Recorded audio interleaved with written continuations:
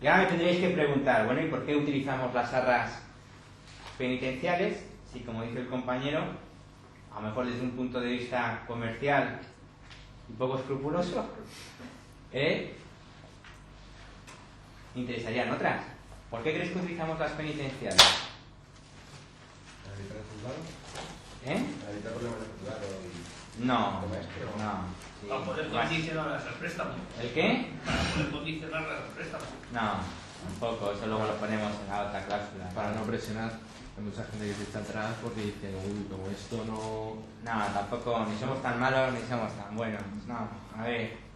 Pues porque yo creo que comúnmente, es decir, la mayoría de la gente, cuando entrega un dinero para un piso, ¿qué tipo de arras se cree que está entregando?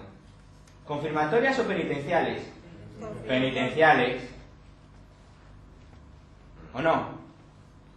¿No creen, no perciben que es así? Que cuando alguien entrega un dinero al comprador, automáticamente dice, oye, que si usted no cumple va a tener que dar el doble. No, ya veremos si tengo que dar el doble, ya veremos el contrato, qué tipo. Pero lo tienen, de alguna manera es una cuestión de acervo cultural. De hecho, todo, en viajes, en todo, das por hecho que lo pierdes si no vas. Claro, por ejemplo, el comprador, si no, es una cuestión cultural. ¿De acuerdo? Y por eso se establece. Ahora bien, vosotros ¿podéis como asesores establecer cualquier otro tipo de arras? Sí, aquellas que se ajusten a la operación, ¿de acuerdo? Pero en los documentos de gestión se utilizan las arras penitenciales. ¿Por qué? Porque son las que comúnmente se entiende que se entregan. ¿Queda claro? Pero ¿en qué caso, digamos, excepcional se aplicarían, por ejemplo, las penales? ¿En qué caso concreto? Las penales, Por ejemplo. pues imagínate en el particular desde casa. Que tú te obligas por el cliente a confeccionar el contrato. Y a ti tu cliente, que es el vendedor, te dice, ¿cuál es tu nombre? Ricardo. Te dice, mira Ricardo, yo quiero atar esta operación. Quiero que esta operación salga adelante, porque necesito vender la casa. Entonces necesito una señalanta y que no se eche atrás el comprador. Y tú, que ya sabes lo que hemos visto, dirás, oh, pues la mayor garantía son las penales. Entonces la pones en el contrato. Ni tan siquiera tienes que ponerlas, porque en la propia aplicación, fijaros, tenemos contrato de arras confirmatorias, contrato de arras penales y contrato de arras penitenciales. Y además contrato de arras de compraventa. ¿De acuerdo? Es decir, en función de la operación te puedes descargar el documento que necesites. ¿De acuerdo? Dime. Las confirmatorias serían un poco complicadas, ¿no? Tiene un cierto riesgo, porque puede paralizar la venta en caso de que haya algún conflicto, que se resuelva. Hombre, claro. Entonces, eso es un poco, casi mejor no utilizarlas, casi, ¿no? No, ni mejor ni peor, depende de la operación, depende del perfil del cliente, depende de las circunstancias. Aquí automáticamente no hay nada que sea bueno ni nada que sea malo. Nosotros como asesores tenemos que adaptarnos al caso concreto y tratar de dar la mejor solución para ese supuesto, ¿de acuerdo? Mira, los documentos de gestión, estos documentos que estamos viendo, sirven para el 80-85% de supuestos. Pero luego hay un 15%, un 20% de casos especiales, que merecen un matiz, ¿de acuerdo? Bueno, ustedes como miembros de la red Alfa no tienen ningún problema, porque cuando se enfrenten a una operación especial que se salga de lo normal, pues tienen un servicio de asesoramiento que les asesorará y además tienen los contratos para utilizar en cada uno, ¿de acuerdo? Pero en definitiva, ¿qué les quiero decir? Que ustedes sean fieles al sistema de trabajo, utilicen los documentos que estamos viendo, porque es una garantía de que ustedes no tengan ningún problema y acierten siempre, ¿de acuerdo? Tanto para obra como para obra nueva, porque por ejemplo yo de penales sería para una obra nueva que están pendientes de tiempos de entrega y demás. O sea, Bueno, no. obra nueva es otra historia completamente No se distinta. utilizaría ese tipo de contratos grandes.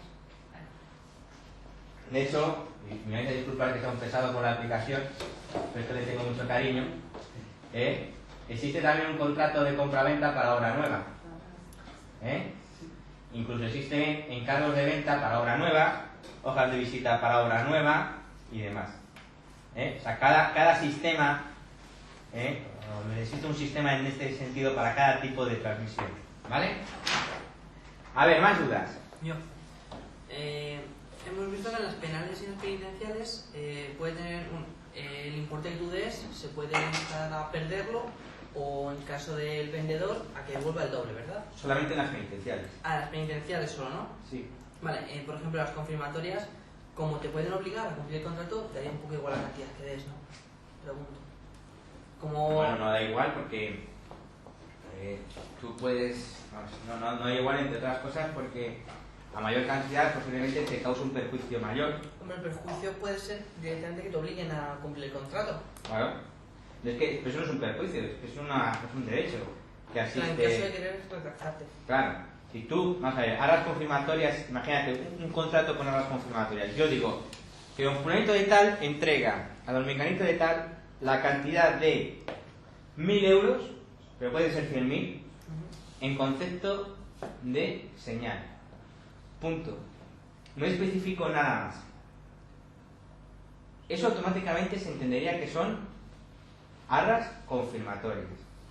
Y si tú, vendedor, cuando llegue el momento de escriturar, no quieres escriturar, yo puedo ir al juzgado y pedirte el cumplimiento forzoso del contrato. ¿De acuerdo? Pero imagínate que ya no me interesa cumplir el contrato, porque como has incumplido, pues ya he cambiado de opinión, ya no quiero la casa. ¿Pero quién ha incumplido? Tú. Entonces yo puedo ir al juzgado y pedir una indemnización de daños y perjuicios, que evidentemente lo primero que pediré será que me devuelvas el qué, mi dinero, y luego tendré que acreditarle al juez otros daños y otros perjuicios, y eso es lo que procederé a reclamar. ¿Vale? Más dudas con respecto a las arras. ¿Ninguna? Venga, pues seguimos. Cláusula tercera. Dice, el precio fijado para la compraventa es de...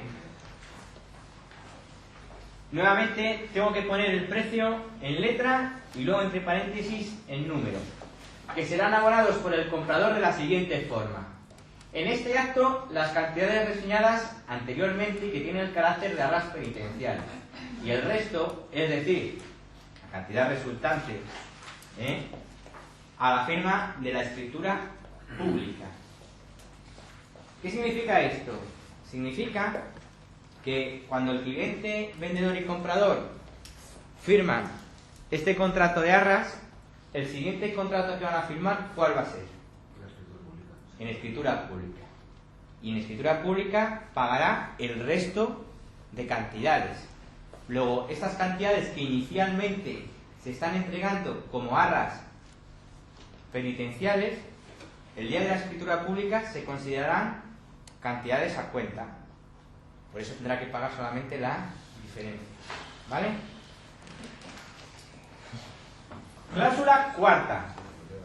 Dice, los gastos, impuestos y arbitrios que se generen como consecuencia de la compraventa serán por cuenta del comprador, excepto el impuesto municipal de incrementos de valor de terrenos de naturaleza urbana, antigua plusvalía.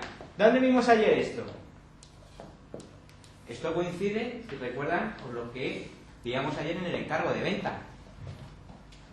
En el encargo de venta decíamos que el vendedor, cuando nos encargaba la venta, nos decía en qué condiciones iba él a transmitir su inmueble y cómo se iban a distribuir los gastos, ¿no? Pues aquí vemos cómo coinciden con lo que nos decía el vendedor en el encargo de venta. Y luego añaden, la vivienda se transmitirá libre de cargas, gravámenes e inquilinos u ocupantes. ¿Eso también lo veíamos ayer o no? Sí, nuevamente coincide. Pero añade, y esto ya sí que no estaba ayer, si existiesen cargas en el momento de otorgarse la escritura pública de compra-venta, el comprador deducirá del precio la cantidad necesaria para su cancelación económica y registral, incluidos los gastos precisos para ello, que correrán por cuenta del vendedor. Supuesto que contempla esta estipulación. Llegamos a notaría. Y el vendedor, en el contrato de arras, en este contrato, se había comprometido a venderme el inmueble libre de cargas. Yo sabía que el inmueble tenía una hipoteca, pero en el momento en que a mí me transmitan ese inmueble, el inmueble va a ser con hipoteca o sin hipoteca, si me lo transmite libre de cargas. sin hipoteca. Lo cancelará antes o en el mismo acto de la firma. Pero en todo caso, a mí el inmueble me tiene que ser transmitido libre de cargas. Bueno, pues llegamos a notaría y el comprador no ha cancelado la hipoteca. ¿Qué hago yo? ¿Qué puedo hacer yo como comprador? Hay dos opciones. O considero que el vendedor está incumpliendo y entonces doy por rescindido el contrato y viene obligado el vendedor a pagarme el qué. La señal, ¿no? El doble, porque el que está incumpliendo es él.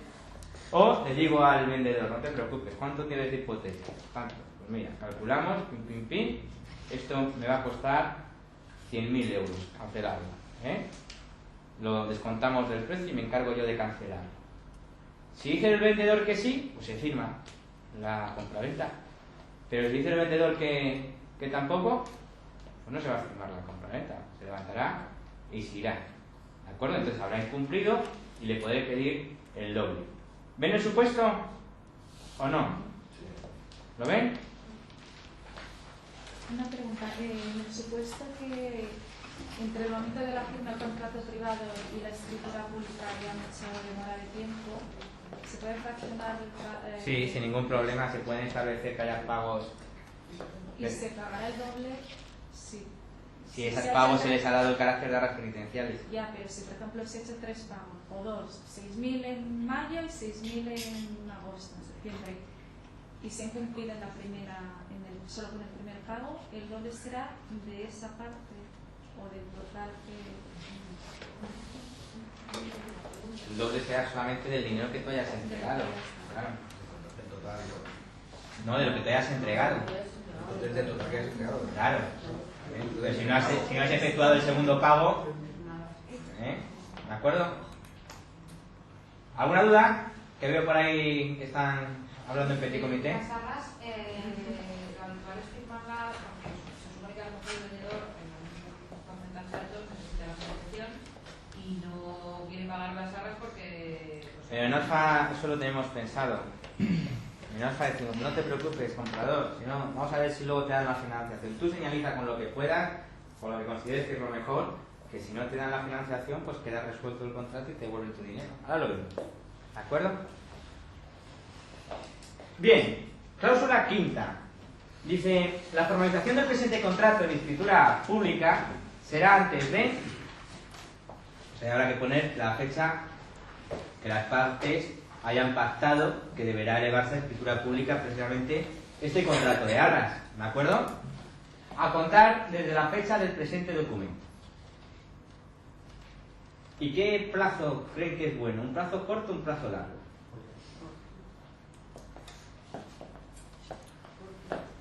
Hombre, contra más corto, mejor, porque digamos que la operación menos tiempo está en vilo, ¿no? Aunque a veces tenemos que atender a las circunstancias. Me explico, si el comprador necesita financiación, un plazo de 10 días, ¿es mucho o es poco?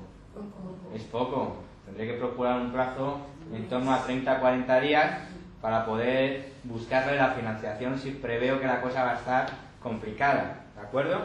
¿Qué os quiero decir en definitiva? Que con respecto al plazo tenéis que atender siempre a las circunstancias de la operación. Pero fijaros de que dice, no obstante lo anterior, si llegada dicha fecha no se hubiera procedido a la formalización del contrato en escritura pública, este continuará en vigor y no se considerará resuelto hasta que medie requerimiento por escrito y de forma fehaciente a tal efecto por alguna de las partes. ¿Qué significa? Significa lo siguiente. Imaginémonos que las partes pactan para elevar a escritura pública este contrato el día 1 de febrero. Y el día 1 de febrero no se realiza la compraventa, por las razones que sean. La compraventa no se realiza. ¿Este contrato de arras queda extinguido? ¿Queda rescindido automáticamente? No. El contrato seguiría en vigor. ¿Y hasta cuándo seguiría el contrato en vigor? En principio, el contrato seguiría en vigor hasta que aquella parte que está en disposición de cumplir le dijese a la otra, oye, que como veo que no vas a cumplir y tienes intenciones, lo doy por rescindido. Y si el que está en disposición de cumplir es el vendedor, ¿qué le dirá el vendedor al comprador? Que has perdido la pasta. Y si el que está en disposición de no cumplir es el vendedor, ¿qué le dirá el comprador? Oye, me tienes que dar el doble. Pero no basta con que lleguemos a la fecha prevista, porque lo dice el propio contrato. Miren, si llegara a la fecha no se ha procedido la formalización, entendemos que el contrato sigue, continúa. ¿Hasta cuándo? Hasta que me dé un requerimiento de una parte a la otra dando por rescindido el contrato. Entonces, a partir de ese momento ya lo daremos por rescindido.